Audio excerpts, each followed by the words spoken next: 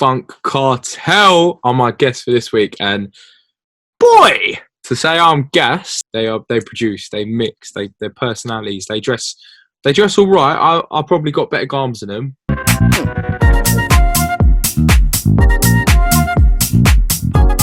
But they do the job. They do the job. Absolute techers when it comes to producing music and just making absolute anthems internationally, nationally. It's doing bits. They've got a massive fan base in Hertfordshire as well. Hertfordshire's where it's at, apparently. Without further ado, ladies and gentlemen, boys and girls, the one and only Funk Cartel is in the building.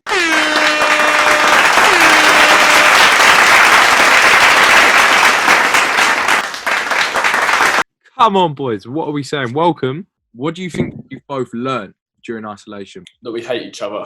Definitely, main thing was I learned how to play poker.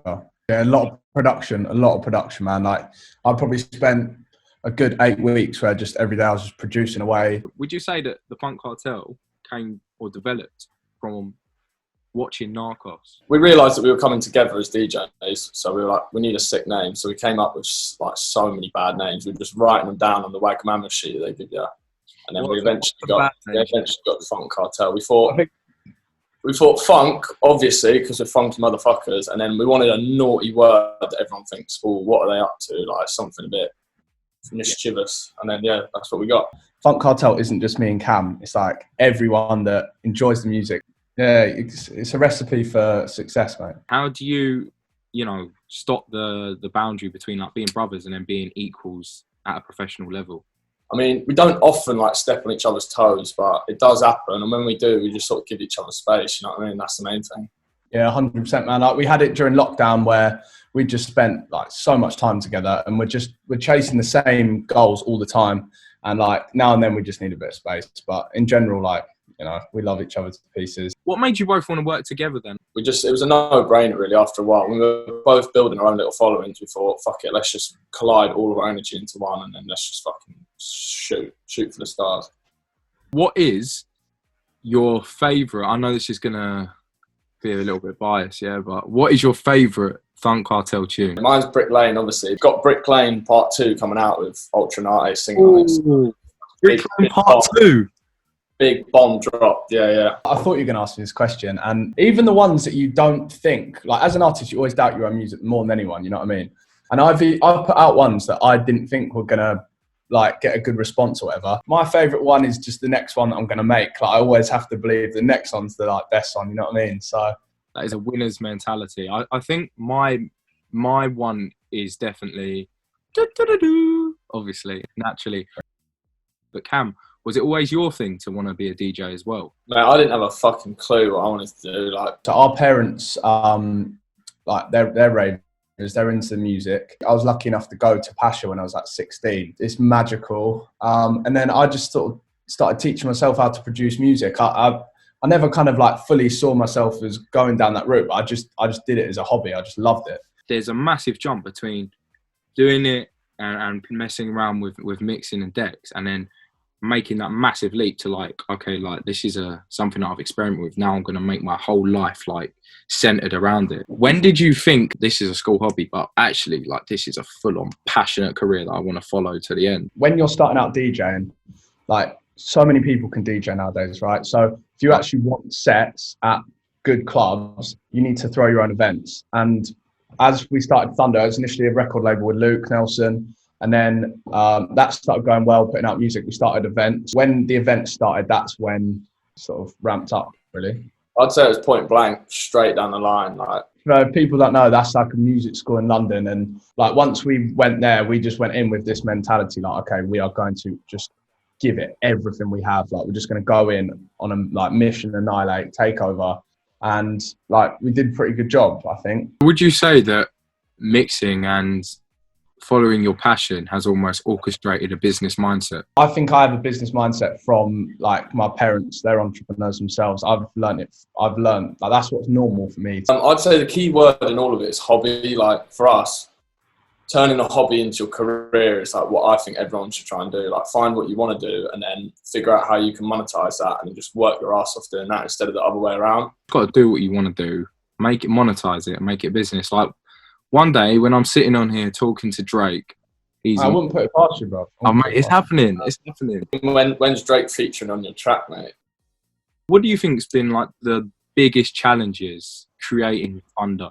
Events, the weather. We had a rooftop party last year, and we were so lucky because it was sunny. But if that went the other way and it was pissing it down, can you imagine how badly that would have gone? That was insane. No, like, another party might pop up the week after you've just booked yours, and it's got like a crazy lineup, and you're competing against that. I've realised there's a lot that goes on behind a label, and it's not just people send you new music and you put it out. Like, there's actually a fuckload of work that goes into it behind closed doors. So, what has been a shit show? Well, I'm not gonna demoralise it that bad, but did everyone come and have a good time? And that, deep down, if you actually care about the long term of your brand, that's the number one that matters.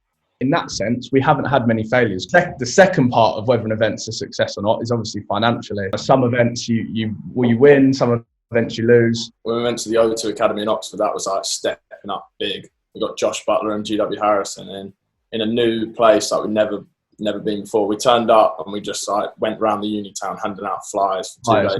Everyone, we went, the whole team, attacking the city. That Oxford one was. You were just backstage with the boys, weren't you, all night? Come on. Yeah. Our family has connections back to house music. Like our uncle, he actually like ran a record label back in the 80s, and he threw house events as well. So I think it's just sort of in our blood, to be honest. So I didn't even know that. We're kind of carrying on the heritage, you know what I mean? Yeah, so Ibiza is a massive, massive inspiration and a huge spiritual home for both of you. Cam, when was the first age you were at Ibiza having it up? First time I went into a club, it was Blue Marlin. I was 13, yeah. I was fucking grinding on a 24-year-old bird, and I just remember, fucking hell, this is meant for me. Like, I've been back every year since, so like this will be my 8th year, I think. It's one of the years they went. I missed it because I was on a holiday with you to Zante. Either Zante or Iron Apple. when you're playing live, like, it is such a vibe, mate. It's beautiful. Talk to me about your most recent gig. A party in Essex. It's actually a group of people that we went and played for before in Hertfordshire sort of way. They absolutely love the music. Like, they're properly into it. Yeah, I ended up playing techno at 5 a.m, so that's always a good sign. In one word, describe that feeling that you get when someone comes up to you and says, your music has changed my life. Love. Respect. So now you're both at the point where Point Blank is coming to an end. Have you loved it? Mate, I had a wicked time, man. I've got a lot of love and respect for Point Blank, and I'll carry on to be a bit of an ambassador for them, really. It gives you a wider understanding of the music industry, so it is very powerful. We met our mentor as well. I've got to shout out Kwame, and he's just like tells you exactly how it is. Yeah, savage, like that, but in a good way. He just sorted us out with connections with established singers to have them on our tracks. So the first one was Kim Mazel, Ultranate, who is on Brick Lane, which has been redone with her vocal on. That track's called Supernatural. Also, we were lucky enough to get in on a studio session with Kathy Sledge. These are two of the biggest diva vocalists that have ever lived, and we're working with them. Cut that bit again. Where do you think you've had the most fun? Because it's all well and good having events and everyone else having fun. But where do you two have most enjoyed in terms of venues in London? The rooftop, just because of the weather. The weather, the vibe, like it was so good. Well, you said in London, but my answer wouldn't be in London. My answer is O2, because in Oxford. Yeah, okay. For me, like the bigger crowd I've got, the more fun I'm having. It's as simple as that. Like, if there's more heads out there dancing, the more people I see, then the more energy I get and the more fun I'm having. What's the other gaff called? Near E1, next to E1. Back of the box. You'd like to perform there, but in terms of rankings, say, Rory, yours is Studio number 1. Cam, yours is Fabric or E1. Where's Docs fit? Yeah, it looks banging, mate. It looks banging. So how do you deal with that anxiety you might get before?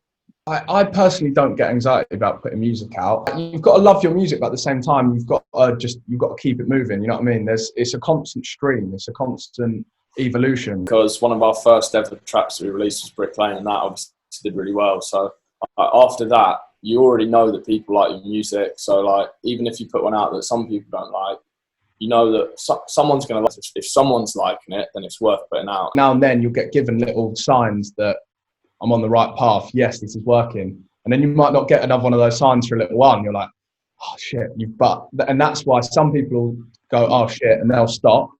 And other people will keep going and break through the next one. And then you might be right around the corner to like a massive breakthrough. How do you both deal with, well, I guess now it's at the point where you don't really get haters, but anyone who emerges into a spotlight where it's different and it's alternative and it's courageous, they get hate. So how did you deal with it, or did you get any? I think some guys like these two Jedward-looking motherfuckers Erase the hate and just come on. Like, you've got to appreciate that the people that are hating are actually the ones that are like in a shit spot themselves. So you just got to like either just ignore them, or if they need help, then try and help them out. You know what I mean? Within the rap game, where we go with this. How do DJs look at beef? I'll just make a rap tune and send for them. See, we see it, but like it's just like Twitter beef. There's not really beef. Unless I see Funk Cartel picking up the mics and shelling for someone. Kent Rascals back at it. Immediate plans in 3 weeks for moving to Ibiza. Because of Corona, a lot of the big clubs are shut down, but we're going to sort of use it to the best of our abilities as a chance to get over there and network with people. It's that we can start putting on our own events. So you're gonna start seeing Funk Cartel events popping up left, right, and centre. Just smaller events with less risk, and just to invite like a couple hundred people and just have a little boogie. So I'm just gonna start like spreading out a little bit more, doing a little bit here and there, smaller things for the Funk Cartel. Just spread our brand and like bring the love to people. As soon as I think of Brick Lane, it's like Funk Cartel was almost in that same bracket, so it's got that East End London identity. Do you think it's always going to have that? Our heritage will always be London, like through 93 Foot East, Brick Lane, like you say, like that's where we started meeting people and like getting things going, like learning the industry a bit. I feel that we're going to be an international brand. Like you will see us like a global, international thing. That's where I see it. Yeah, international, 100%. What advice would you give for DJs up and coming, trying to do their thing? Don't listen to fucking anyone. Like find what you want to do. Like if you want to be a wedding DJ, be the best wedding DJ you possibly fucking can. Who do you think is smashing it right now? Who do you really rate at the moment? We'll shout out all the boys on the Thunder label because they are doing bits. Nelson, that's Norm T, King D. These boys have been producing for like a year and a half, and they're already making absolute weapons. He's a guy that's obviously like been on everyone's sort of like stream since the lockdown. He's a crazy guy. He's doing bits. I'll shout out the boy Joe Baxter as well. Like he can go far. He's a very professional geezer. Shout out Suet, shout out the Thunder Boys, and shout out Joe Baxter. So now it's Quickfire with the Funk Cartel boys. This one's going to be an absolute Mazzolini. Best tune that you've done, that you have produced? Supernatural. Who is the better producer? So whoever's made the most recent tune is the best producer at the time. Who is better at securing gigs? Probably Cam, yeah. He's a little wangler. Who's the better businessman? Me. Who is funnier? Depends on the situation, to be fair. Who is lazier? Cam. Who do you think has a naturally better ear for music? For like dark music, me. He's more the funk. I'm more the cartel. There's no turning back. Who's smoother? Definitely me. Who's got the better trim? Let the people decide, mate. The barber gives us 2 for the price of 1. I thought they looked similar. Who do you think dresses better? Probably Cam, but I'd still back myself. I'll see you boys at London Fashion Week soon. What is the weirdest experience that you've had as DJs? These 2 chicks come up to the decks and then they're staring at me, and like when I look back at them, like I just sort of gave them a glance with a smile on my face, and then they both just like awkwardly sort of just like looked away. And one of them comes up to me and says, "Are you real? Like, or are you a hologram or some shit?" What is the scariest moment you've had as DJs? Some nutty cunt once fucking punched our mate because we wouldn't play at his event or something. We've unfortunately met a few massive knobs. What are you scared of? Tequila. Cougars and tequila. Have you ever shit yourself during a set? I played Ministry of Sound before with Luke, but he wasn't in the best headspace when we ended up playing our set. You learn to get over him. Is social media evil? Yeah, it is evil. It's damaging. If you're on there for your business, obviously it's brilliant. Are you going to make Funk Cartel condoms? I've got one on right now, mate. Is coronavirus man-made? The fucking Americans plonked it in China, and then like a week later, Donald Trump's like, fucking China virus. Is Trump a paedophile? He's a definitely dodgy bloke. Thank you for coming on. Keep smashing it. Funk Cartel are an absolute force to be reckoned with. Coming to a club, venue, street, park, house party, mansion near you. Yeah. Keep wearing your mask and keep doing bits, baby!